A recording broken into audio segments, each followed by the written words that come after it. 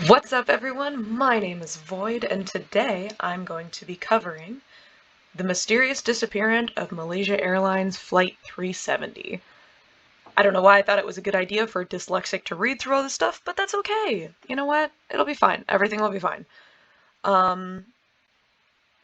Cool. So, without further ado, let's get into it. Okay. On March 8th, 2014, Malaysia Airlines Flight 370, carrying 227 passengers and 12 crew members, loses contact with air traffic control less than an hour after taking off from... Oh no, names. I'm gonna butcher them. Please don't, like, come after me for butchering them. Kuala Lumpur? I think I'm adding an accent there. On accident. I don't mean to. I'm sorry. For the sake of me being able to read, I'm gonna just nickname it KL, because I don't want to keep saying it wrong, because I would feel sad if I did that. Less than an hour after taking off from KL, then veers off course and disappears. Most of the plane and everyone on board are never seen again. It says most of the plane. Actually, hold on. It says most of the plane. Most of the plane. Some of it was found then. Okay.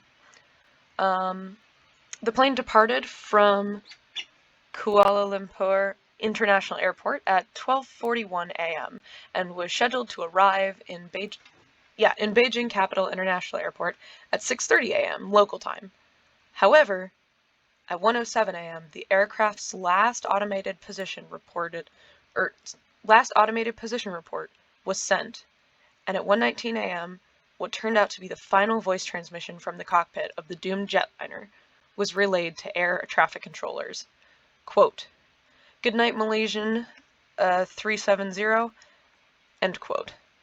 A message that suggested nothing out of the ordinary, but about an hour after the Flight 370 was scheduled to land in Beijing, Malaysia Airlines announced it was missing. Prior to the aircraft's mysterious disappearance, it had been flying seemingly without incident. There were no distress signals from the plane, or reports of bad weather or technical problems." Okay, so sounds kind of sus. Because, like, there were no reports of anything being wrong, so it does sound kind of a little sus.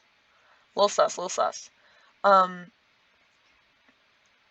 The ensuing search for Flight 370 initially was centered on the Gulf of Thailand, where the plane was traveling when radar contact was lost. Investigators looked into the possibility of terrorist involvement in the plane's disappearance after it was discovered that 2 passengers had been using stolen passports. Oh. How do you use a stolen passport? Because, like, it kind of has your face in it. How do you steal a passport and just make it work? Did they find their doppelgangers or something? Because, like, I've been through customs plenty of times. Like, they check your picture. They don't just go like, okay, you have a passport, good enough. No, like, they check it. How do you use a stolen passport? Like, falsified passport, okay, but stolen? I think I'm fixating on that detail a little bit too much, but that's okay. However, this theory, at least in relation to the 2 men, soon was determined to be unlikely. The people on board Flight 370 represented 15 nations, with more than half the passengers from China and 3 from the United States. Then on March 15th, investigators said that the satellite transmissions indicated Flight 370 had turned sharply off its assigned course and flown west over the Indian Ocean, operating on its own for 5 hours or more. Okay. Why would the plane just sharply turn? Because, like, planes don't do that. I don't think. Like, I'm just kind of drawing from experience on the many, many flights that I've been on. Like, they don't just veer off course for no reason. Like, the pilots know what they're doing. My brain, I've been watching too much of the Magnus Archives recently, or I've been listening to too much of the Magnus Archives recently, and my brain is like, oh my god, what if it was something supernatural that like lured these pilots off path to follow them like into the, you know, into certain doom. That's not true though. Like that's not how that works. That only works in fiction. Whatever. Okay, I'm gonna continue reading, and I'm gonna stop obsessing over the possible supernatural. On March 24th, Malaysia's Prime Minister announced the flight was presumed lost somewhere in the Indian Ocean, with no survivors. That kind of sucks. It always sucks when there's, like, no survivors on something. As the search for the aircraft continued, with more than 24 nations, including the United States, participating in the effort, the mystery of how a commercial jetliner could vanish without a trace received global media attention. I mean,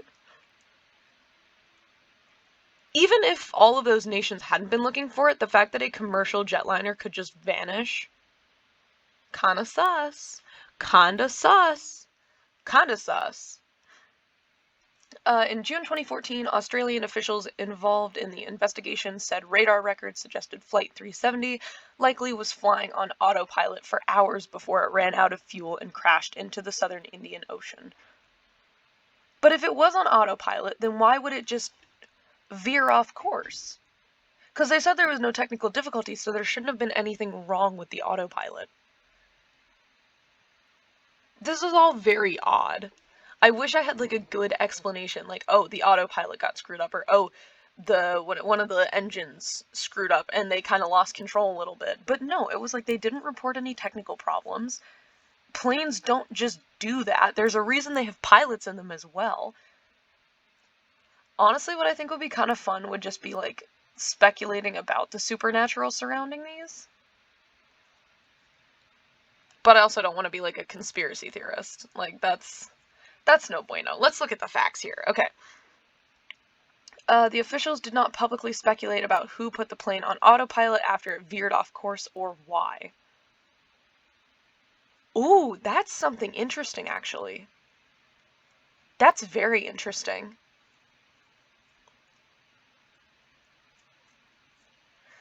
Because they were... Who put the plane on autopilot?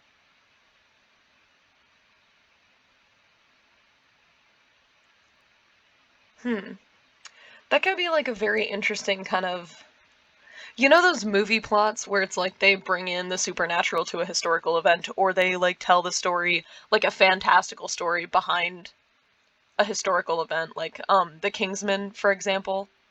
Like, the people who were working behind the scenes during World War II to, you know, like, take out the people at the top and whatever.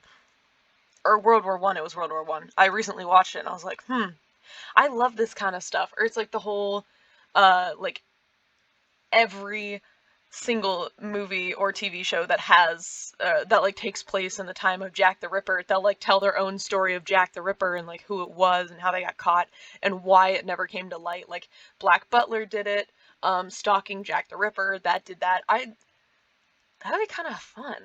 This kind of reminds me of that. Where it's like they didn't publicly speculate about who put the plane on autopilot.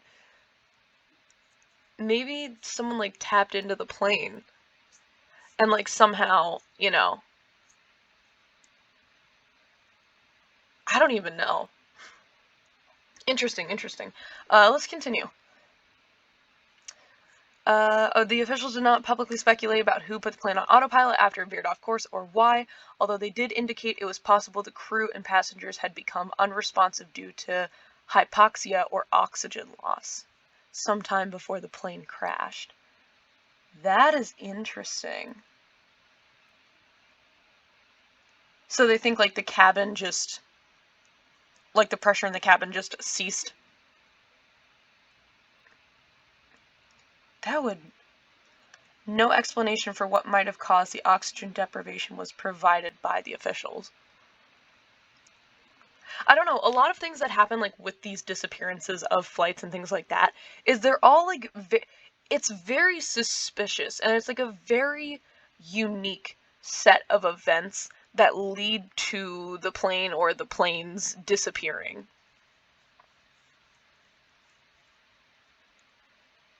I mean, I guess that's why they're mysteries, because it's never something, like, simply explainable. But who knows? Who knows? That's honestly a very interesting take on it. Like, no explanation. Well, also, they said it was possible that they had become unresponsive due to hypoxia, but not necessarily that they had. That's just a guess. Based on how this is worded, I put a lot of emphasis on how things are worded.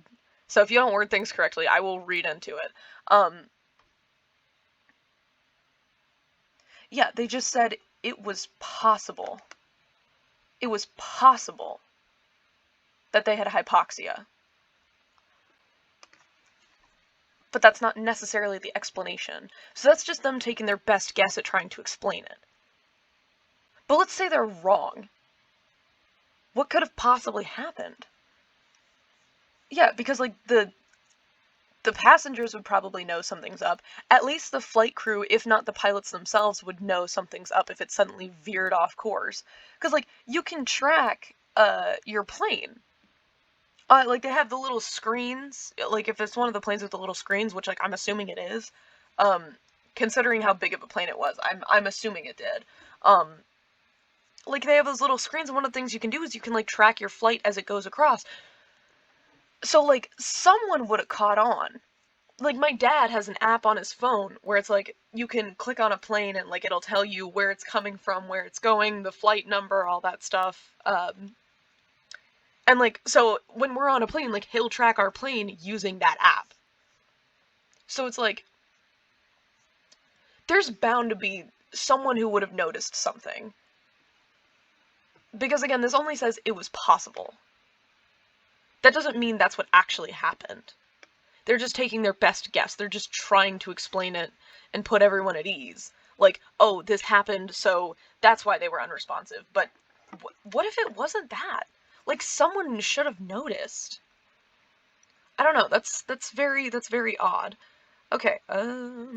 Okay. Meanwhile, other authorities suggested one of the pilots of Flight 370 could have deliberately flown the aircraft into the Indian Ocean on a suicide mission, although there was no conclusive evidence to support this theory. Well, there was no conclusive evidence to support the other theory either.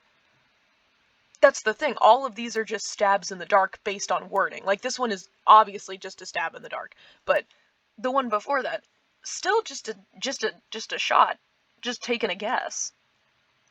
None of these things actually explain what happened. Like, there is no based on what I'm reading, there is no definitive evidence on anything. I'm gonna move my mic. Oh, hello, computer. Please don't break.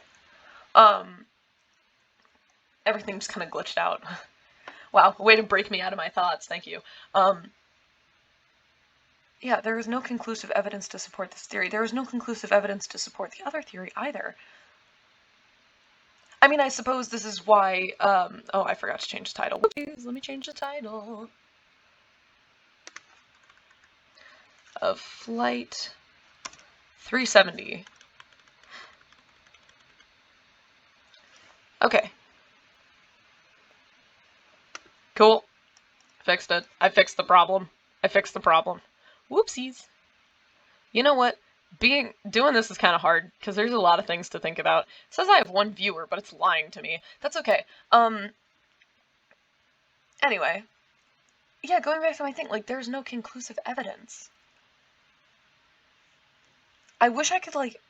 Well, I guess this is what's on everyone's mind when they think about it. Like, I wish I could see the plane. I wish I could have, like, watched what happened. That would actually be really cool. You know what? I saw a thing the other day where someone did a 3D rendering, like, actual, like, real-time how the Titanic sank. And it was one of the saddest but also coolest things I've ever seen. I wish I could get that, but, like, for all of these mysterious disappearances, but then they wouldn't really be mysterious, would they? Because then we'd be like, well, this is exactly what happened.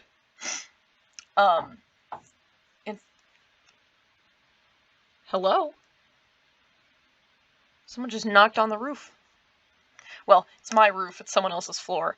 There are floors above me. Whoopsies, I hit my mic.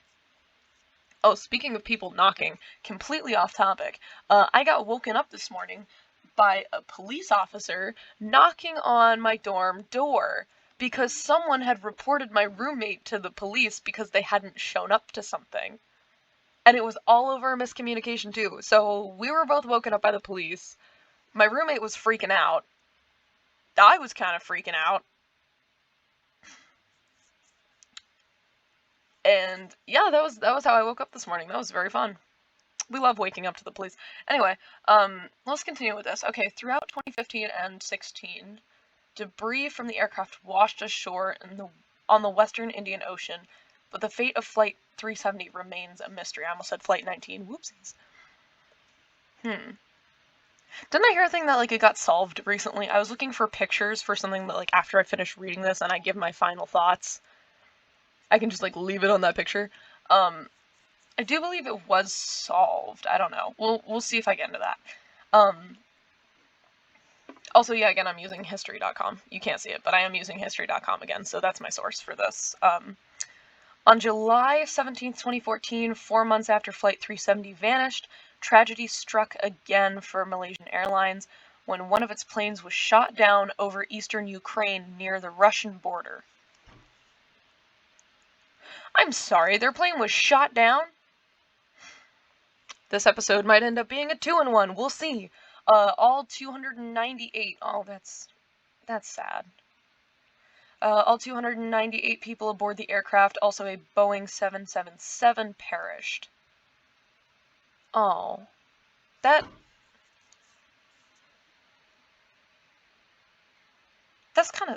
actually really sad.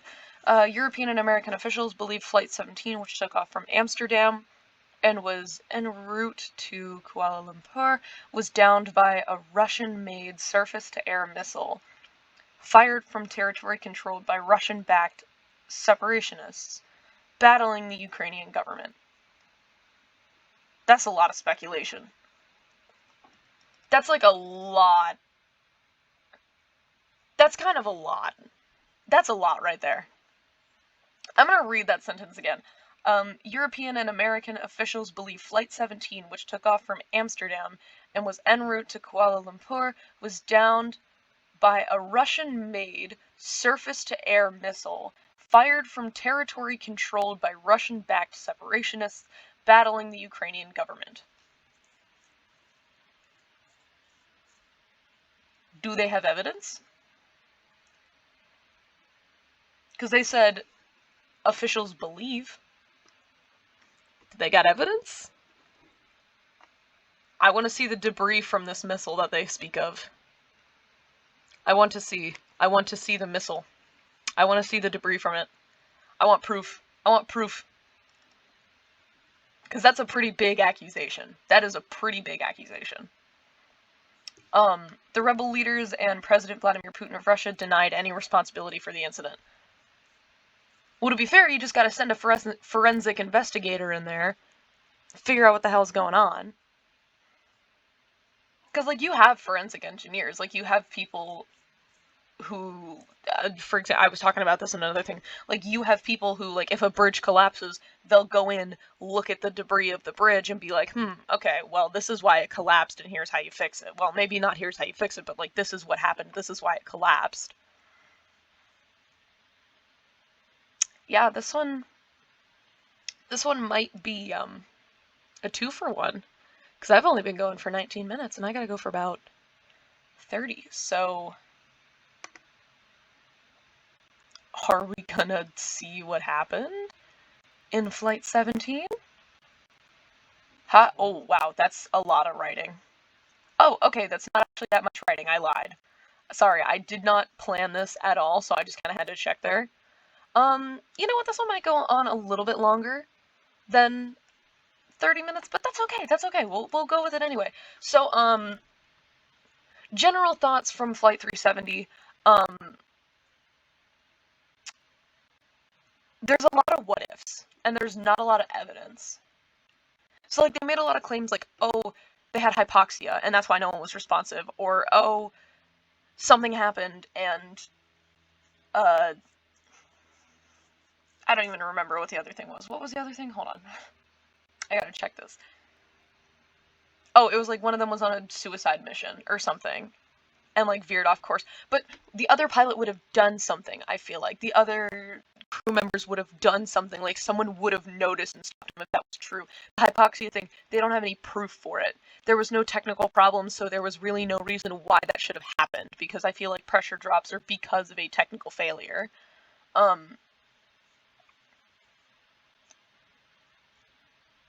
You know what? Let's ask that question. What causes air pressure drops in an airplane cabin? Yeah, failure of the outflow valves into the cabin. It can also be caused by air conditioning problems. In the case of slow loss of cabin pressure, oxygen mask will be deployed. Yeah, so it's like, this would be considered, I would consider that a technical failure. And so, like, if there was no technical failure, whoopsies, we're gonna scroll away from that video. Why are you doing this to me? No, don't do that. Oh my god. Shoosh. Okay. There you go, now you can see all the things that I'm looking at. I don't know, that's just, like, very suspicious that, like, they know the airplane went down, they know they have some of the debris, because it said, like, the debris was washing up on the shores, for a couple years afterward. But they don't really know what happened. Like, all of this is just kind of speculation. I mean, with the Flight 19 that I covered the first time, I guess you could also say, like, oh yeah, that was all just speculation too, like, no one really knows. But if that, I feel like that was a little bit more explainable than, like, this one, because with the Flight 19, it was like, okay, well, the compasses got messed up, and then this guy probably got confused because he recently moved from somewhere, so he probably confused the Florida Keys with wherever they actually were. I don't remember where it was. It was like, it wasn't Bermuda. My brain keeps wanting to say Bermuda. Barbados. No. Something starting with a B. But basically, like, he got the Florida Keys mixed up with that because he had been living by the Florida Keys, so, like, he knew what those looked like. And he just got confused. And then there was also, like, the aspect of the Bermuda Triangle, which also has all kinds of, you know, fucky-wucky effects on any kind of technology that we bring in there. Like, I think it's, from my understanding, if I'm remembering correctly, it's been a long time since I talked about this, it's like it's more prone to natural disasters, and it has, like, weird magnetic things. You know what, I'll do research on stream. I'll figure out what's actually going on, and you can get my genuine reaction to figuring out what the hell's going on in the Bermuda Triangle, instead of it being, oh, it's supernatural. Because, I don't particularly believe in the supernatural. So, I'll do a video on, like, finding the science behind things. I love finding the science behind things. Like, freshman year of high school, I got really into finding the science behind, like, why people get scared. Because, like, I watched a horror movie with my synchronized swimming team, and I was super freaked out by it. So then I was like, okay, I'm gonna intellectualize and rationalize everything that I'm looking at. And, I'm gonna figure out why this freaked me out so much. And then into that, I kind of got into the why scary games work, like why Bloody Mary works, and then why Ouija boards work, and things like that. Not dissing anyone who believes in spirits. Like, I'm not gonna tell you what to believe. I'm just gonna share what I think. But you are free to believe whatever you want to believe, and I feel like that's really important to say. Don't push your beliefs on anyone else. You can express them, do not force them. That's that. Okay, anyway, let's get into, what is this one? Flight 17. I'm gonna change the title again and do /17. Okay, cool. Alright, let's get into it. On July 17th, halfway through a flight from Amsterdam to Malaysia, a passenger plane was shot down over the war-torn Ukraine-Russia border. All 298 people on board, most of whom were citizens of the Netherlands, died in the explosion. So this one isn't even a mystery. This one is just, they were absolutely shot down. That's what this is sounding like. It was the second Malaysian air flight to disappear in 2014 after Flight 370 crashed over the Indian Ocean on March 8th. Interesting. Kind of sucks for these guys. Kind of sucks for Malaysian Air, because that's not a good look. That's not a good look. The plane took off from Amsterdam at 10:31 GMT. It was expected to fly over the Ukraine-Russia border, which, due to a war between Ukraine fighters and pro-Russia separationists, had instituted a minimum altitude restriction just 3 days earlier to keep planes from being caught in any potential crossfire. Oh. So there was like a whole thing where they were like, hey, maybe don't. So that way you don't, like, die. And then I guess that was ignored a little bit. The plane made contact and flew into country lines in accordance with the restrictions, but disappeared a few hours later, just 30 miles from the border. No distress signal was received. Well, to be fair, I feel like if a missile's coming at you, you don't really have time for a distress signal unless you're on the line with someone and like, oh my god, there's a missile.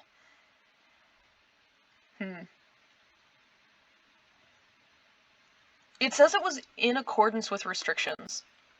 Right there. It says in accordance with restrictions. So there's really no reason that it should have been shot down. Is what I'm getting at. Like, that's what I'm picking up here. There's no reason it should have been shot down, because it was in accordance with the restrictions. There we go. Questions arose about the flight path. Was it safe? As it turned out, the path had been approved by the International Civil Aviation Organization and by the countries that controlled the airspace through which the plane was set to travel. Yeah, so what I'm really picking up here is whoever was firing those missiles done messed up. They done messed up big time. While it wasn't clear, I'm going to scroll down a little bit. There we go. While it wasn't clear in the beginning sorry, let me try that again.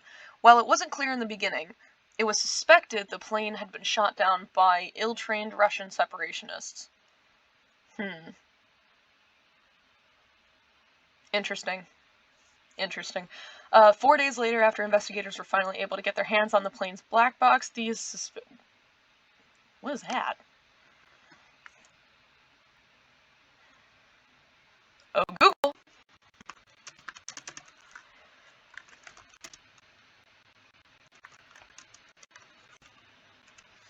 Oh, Google.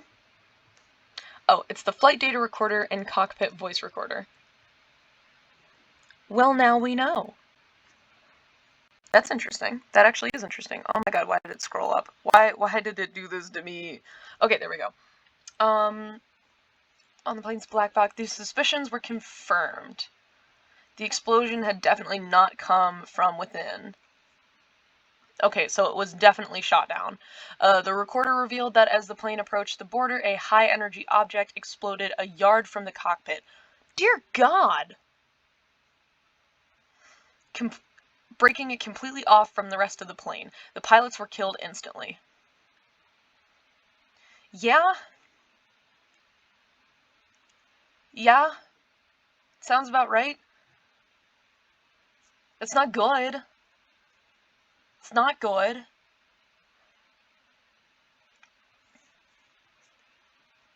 That's really bad. Wait, hold on. If this high-energy object, like, exploded a yard from the cockpit, where is the black box located that they could get it without it being absolutely trashed from the explosion? Huh. The rest of the plane flew for more than 5 miles before finally breaking apart. What? So the people in, like, first class were just vibing in front of a gaping hole in the front. Really? I mean, I assume they were all dead, but really? The debris scattered over more than 20 square miles of field. Huh. It took 15 months to figure out which side of the war the projectile had come from. In October 2015, Dutch investigators were able to discern that the blast had been caused by a Russian-made missile. Okay, so as I was saying when I was kind of like reading through the end parts of Flight 370, I was like, I want some proof. I want to see the debris of this missile that you think took it down. Like, I want to know why you're blaming it on them, aside from just, you know, past rivalries. Yeah, this would check out. This would check out. Like, if they found debris from a missile that they could prove was like, yeah, this was a Russian-made missile. That would make a lot of sense. In June 2016, well, what I mean by that would make a lot of sense is it would kind of make sense, like, okay, this is why you're blaming it on them, because, like, you kind of proved it was them. You went in there, you did the forensics, and you proved. I'm really big into forensics, if that was not obvious at all. I did forensics my junior year of high school, and it was like I guess, human forensics. It wasn't really any kind of, like, engineering forensics, or forensic engineering, which would be, like, going in, seeing why a plane crashed, going and seeing why a bridge collapsed, things like that. It was very much about, like, humans and crime scene investigation. I had so much fun, and I kind of want to do a video, where I just, like, go over my old notes, and just talk about it. Because, like, I think that would be really cool. I did forensic entomology, and I was like, no, we're not doing that. The answer to that one is, hell no. Yeah, forensic entomology is a big no-no for me, because I do not like bugs. I made the mistake of asking a particular question, which I will talk about in that video. Anyway, let's continue talking about this. Okay, I'll start from the beginning of the sentence. In June 2016, over 2 years after the plane was shot down, an international group of investigators published a photo of a large part of a Russian-made Buk missile. I'm assuming that's how you say that. It's B-U-K. Missile. I can read. What up, my name is Jared, I'm 19, and I never really learned how to read. Gotta keep it PG. I realize I have not been PG most of this time, but that's okay. Missile was found at the crash site. Okay, so yeah, just forensics says all the neon glowing signs are pointing to this person having done it, or this place having done it. Yeah, can't really argue with forensics. I won't argue with forensics.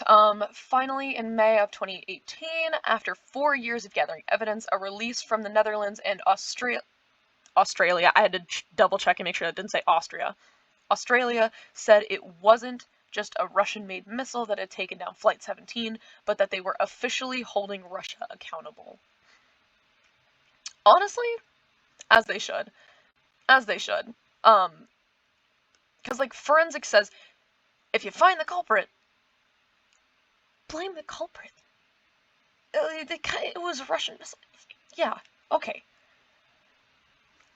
I don't really have anything, well, okay, that's not entirely true. For the sake of this, I don't really have anything in my head that would be like, oh yeah, it was definitely this country, like, without evidence, but presented with evidence to say that this place did it. That place, I'm inclined to trust forensics. I trust science very heavily. If that wasn't obvious by my major, literally every major I've ever been interested in was a, like, science major. It was chemistry, biology, forensics, which is kind of, you know, related to both chemistry and biology. Engineering, I was going to do astro engineering, now I'm doing aeronautical engineering technologies. I'm a science kid. I rely on science very heavily. We call on Russia to accept its responsibility and cooperate fully with the process to establish the truth and achieve justice for the victims of Flight MH17 and their next of kin. End quote. I did not do a beginning quote, but the beginning quote is here. Dutch Foreign Minister Stef Blok, I'm sorry, I probably said that very wrong, said, the families of the victims have also begged them to take responsibility.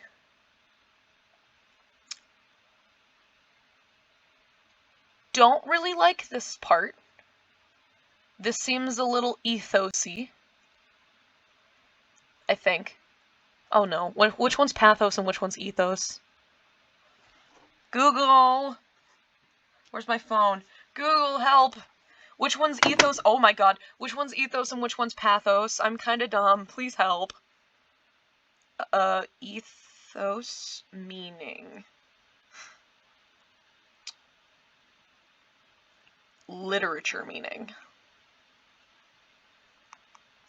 Literature.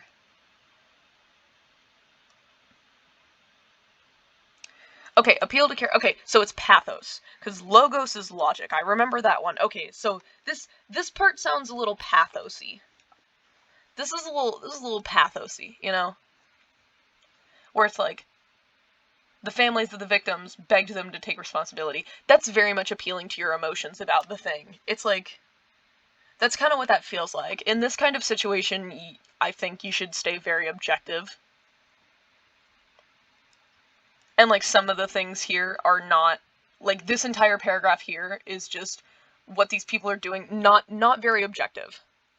Like, the whole thing with discovering, okay, like, the missile belonged to this country, therefore, it was this country because they're the only people who have this missile with this specific thing. Like, it was definitely them because we found this evidence, like, this physical, non-circumstantial evidence saying it was them. Okay. Okay. I'll take, you know what? It's not even taking words for it at that point. It's like, you have this thing. Like, okay, there's a room of 5 people, only one of them has a ring on. One person gets murdered, you got 4 people left, and there was a ring at the scene. Well, it's probably the... Well, no, that's circumstantial, because that just proves they were there.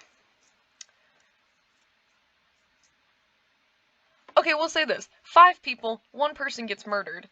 You see on the cameras that the person with the ring was the one in there. It was the dude with the ring. Like, that's not circumstantial, that's just straight up video evidence. With this thing, it's like, that's not just, oh, you found fingerprints in the area, but that just proves they were there, not that they committed the crime. Nah, they caught them in 4K. They caught them in 4K. But, like, this part here is very, like, pathosy and, like, appealing to emotions. Where it's, like, achieve justice for the victims and their next of kin. And families of the victims begged them to take responsibility. Like, that's a very, oh yeah, like, this country should take responsibility for it, because, like, think about what they're doing to these people, think about what they're doing to these people. No. Science says you did this, therefore you did this. You did a little fucky wucky. Because science caught you in 4K. Do that. I don't like the pathos aspects of things. Which is something I will absolutely talk about in my forensics video. For their part, Russia has repeatedly denied the accusation, claiming that the missile more than likely belongs to the Ukrainian armed forces. Nah, they caught you in 4K. Because it says, where is it? Russian-made missile. Why would the Ukrainian armed forces have a Russian-made missile? Unless you were selling it to them. Unless you were selling your own missiles to your enemy. I don't know why you would do that, but... Nope, that's too far. Oopsies. Nah, they caught you in 4K. Science caught y'all in 4K. That's my personal opinion on this one. They caught y'all in 4K. I don't think there's any question about that. Cool, so this one was kind of a double whammy. I did Flight 370 and Flight 17, so if you were not here from the very beginning, probably didn't make a lot of sense, but I would strongly suggest maybe going back, catching up to the parts that you didn't see. I really hope everyone who's watching enjoyed this episode. If you did, please hit that like, that subscribe, that follow, depending on what you're on, what platform you're on. Really means a lot to me, really kind of helps my brain keep producing the happy chemicals, so that way I keep doing it. So yeah, if y'all liked it, let me know that you liked it. Leave a comment. I will respond to comments, because I like talking to people. Anyway, thank you so much for watching.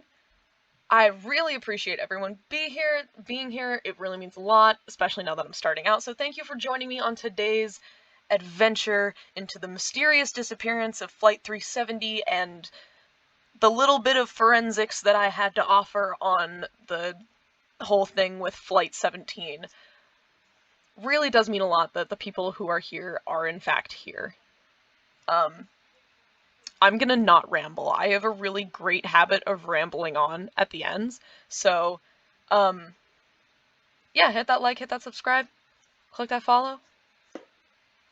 It's quick, it's easy, it's free, and you can always take it back later. And I will see you guys in my next video. Void, signing off.